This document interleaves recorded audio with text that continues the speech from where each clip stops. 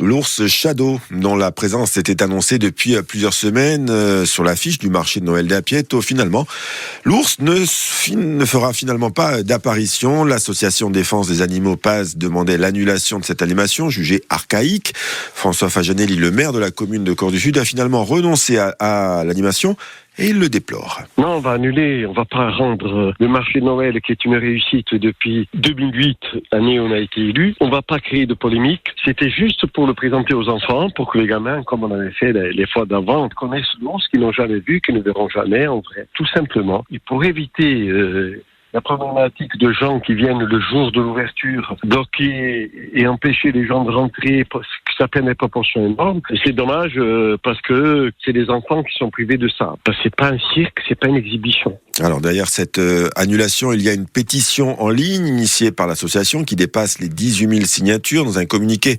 l'association PAS accuse la municipalité d'Apieto d'être dans l'illégalité, évoquant la loi contre la maltraitance animale adoptée en 2021 et qui prévoit l'interdiction de la détention des ours en vue de les présenter au public à l'occasion de spectacles itinérants. Une satisfaction donc pour Amandine Sanvicens, la cofondatrice de PAS, qui déplore tout de même des failles juridiques qui permettent l'utilisation d'animaux sauvages. Là, par exemple, à travers ce tournage de publicité ou même de cinéma, en fait, finalement, on contourne pour faire une exhibition d'ours en public. Mais on pourrait parler aussi du fait que la loi interdit uniquement les spectacles itinérants avec animaux sauvages. Donc, il peut y avoir des spectacles d'ours dès lors que c'est sur un terrain fixe, en fait, et qui ne sont pas transportés. Donc, ça montre que, évidemment, c'est une première étape, mais qu'il faut aller beaucoup plus loin. Et nous, on fait des propositions aux parlementaires. Et puis, quand c'est le cas, là, au maire, mais on veut évidemment que la loi aille plus loin pour qu'aucun animal ne soit considéré comme un objet de divertissement. Reportage signé Paolo Antonio Squarcini.